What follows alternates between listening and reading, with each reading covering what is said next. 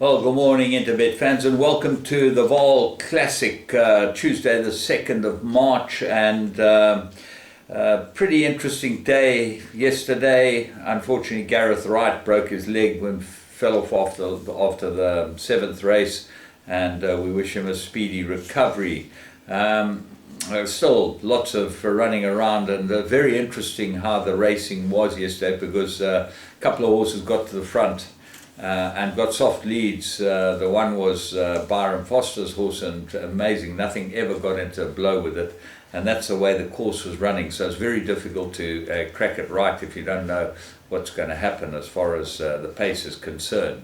But we go to the Vaal Classic today, and 8-race program, 22 pentrometer, 9-meter false rail to the 700-meter mark, which means that there'll be a big cutaway, and that will give everything a chance to run on. So I'd expect the racing to be pretty fair, but the problem is that with 22 pentrometer, it does get quite fast, and normally the front horses are able to run good races. So let's kick off with race 1, 12:35. It's a Work Riders maiden plate, 1,000 meters. And the key here is Paul Peter. Obviously, he's got Love Lies and Ace of Spades. Ace of Spades gets a tongue tie, and got a very good rider on, and so you'd expect maybe Ace of Spades to be the better of the two. Love Lives ran one very good race with Jogan Jinguisa about 3 runs back, so that got some sort of chance. But the hot favourite is Raise the Red Lantern, Candace Zawson's runner, with Jogan Jinguisa on 7-10, and 3 seconds. Looks like it should be a ready-made race for Raise the Red Lantern. Interesting to watch these Work Riders race. You'll see number 3, Just As Rich, is a speed rater, and Jason Orenser gets a ride on this one. So they look like the ones that will fight it out, but the favourite does look like an absolute homer, but there's no value in the price. Race 2, maiden plate, fillies and mares. They go 1,000 meters, two horse race. One Country Mile, I think, needed her last run, and look for improvement from her, but she's well held by 9 Magic Choice on that first run. Magic Choice's first run with blinkers. Now, I'm not sure the 1,000 meters not too short for Magic Choice, because she ran on really well from the back of the field with the blinkers on. There was no support for her in the betting. She now gets Luke Ferraris while Lyle's away creating his nuptials, and congratulations to him and Hannah. We wish you a long and happy life together. What are the dangers to these two? Well, Dalgety Bay gets Pierce Stradum. He's obviously taken the choice because he had Sky Kingdom the last 2 runs, so Dalgety Bay does look like the better of the two, but Muzi jumps on Sky Kingdom, and the blinkers are back on Sky Kingdom, so that could make a big difference to him, but to her. But I would think that Magic Choice and Country Mile will fight it out. Race 3, Pinnacle, 1,800 meters, and if it was Turpentine, obviously you love Jet Start over this distance at Turpentine. She's very good. But Ballet Shoes and Shivers look like that probably fight this one out. You've got Muzieni on Ballet Shoes. He missed out last time, but he rides this filly very, very well, and she's particularly unexposed. She's had 2 wins and 7 places from 9 starts, so she's quite useful, Ballet Shoes, the daughter of Twice Over. Shivers by Silvano gets a trip very well, and Chase Majan rides her again. He's run second on her last 2, so she's got to have a very big chance. And obviously Jet Start gets her favourite rider, Matsoli, claimed 2.5, and that gives her a decent chance too. So it's actually not cut and dry, but the 3 of them should fight it out. Race 4, maiden plate, fillies and mares, 1,600. And with the scratching of Dance About the Sun, Diamonds and Dollars gets a 1.5 claimer. Solomon's rides up for Sean Terry. That's number 9 on the card. 2 very good runs. And then Just Judy was strongly fancied first time out in the betting, back to favourite, and ended up running 5.5 lengths behind them. But she'll probably improve quite a lot, and certainly from draw 1 looks like a real live danger to the favourite Diamonds and Dollars. What are the rest? Party Song gets blinkers and a tongue tie. Look for big improvement from Party Song, and Amber Glow Star, not a bad last run, which is not recorded in the form. Race 5, maiden plate, 1600. This is quite difficult. Eskimo Pie was my first choice, looks like absolutely ready. And then you go and have a look at the dawn of a new era form, and you see that Ricardo probably holds Eskimo Pie on that form. So could be difficult for Eskimo Pie to turn that around. Fast Draw's an interesting horse, gets the blinkers on. And I think this might be a good trip for him down the straight here at the Vaal, but he has shown better over further.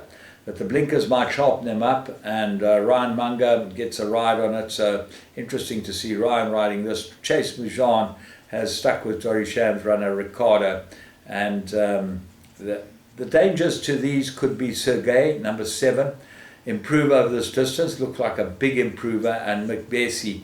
Sherman rides it again, and I was disappointed the other day with the way things went, but it worked out.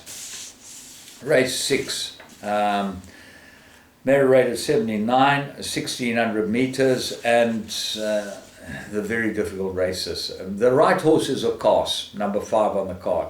Gavin with Fabian Habib, well-suited course and distance, good last run. Gavin Lorena rides it again, and he should go well. This looks like a race that's absolutely made for him. Fred's front runner, and he could get away from them.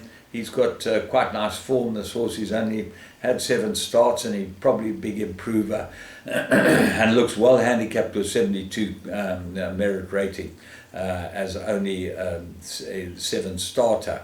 What else? Storm Commander could go well. Warren Kennedy jumps on this for Candace Dawson.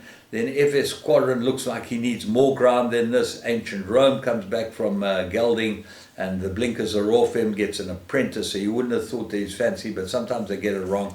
So they look like the big dangers to Wakwas, but I think this is a ready-made race for Wakwas. Race 7, Divided Fillies and Mares, 1450 meters. And Tour Way of the World looks like the absolute right horse. 17 to 10 does look like a good price about Way of the World. Has won pretty convincingly when she's won. And Gavin Lorena knows how to get the best out of her. She's got a reasonable draw, lots to like about her. What are the dangers? I think that Flaming Duchess might be the big danger. Nord's last start gets Callum Murray again, 53.5 on her back. If she's striding out okay, she should go very well. Impressive Duchess. Looks like it will improve over this distance by Duke of Marmalade. She's been kept to shorter trips, but she could be the springer in the race. Little Rain's got nice form. Warren Kennedy rides it for Candace Dawson. And then Kayla's Champ is probably the best horse in the race, but the stable's particularly quiet at the moment. Race 8, Divided 1450, and Say When won an extremely good maiden plate. Absolutely canted in and should be able to run well here, but I think Perfect Angel is a big runner. 16 to 1 about this, number 4 on the card. Gets a big jockey up. The last 2 runs has been with very ordinary riders now, and Jacobs, and I would think this will be very much up her alley with Samanga Kamalo on it. Louvain, big danger. 2 out of 3 course and distance, certainly goes well here. She's she's a very good hard knocker, Louvain, and she's certainly, when you put her over the right course and distance, she goes well. She won very, very easily last time. So what else is there? Forest Flower, top of the speed rating. Does she stay? That's the question. She looks to be better over shorter. Ready, Set, Go's got some form, super fine, 3rd run after a rest, improver, and this might be another roughie worth chucking in here. It's very hard to back horses after they've won a maiden.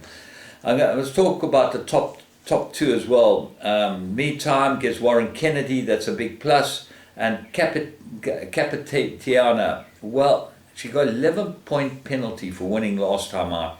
That does look very, very steep, and probably under sufferance last time she won with the claimer on. I think that she's got a big job to do, giving weight to some of these. So quite a difficult last race to finish off with, but all in all, it looks like there's some decent opportunities here. From me, James Goodman and the Interbet team. Remember, bet with Interbet, you get the best odds, and you can bet all the soccer bets and get the proper odds. There's there's no, if you've only had a R1 bet, it's 100,000 to 1, whatever limits on your bets. They all go straight through the tote, you get the tote payout. From me, James Goodman, have a good one.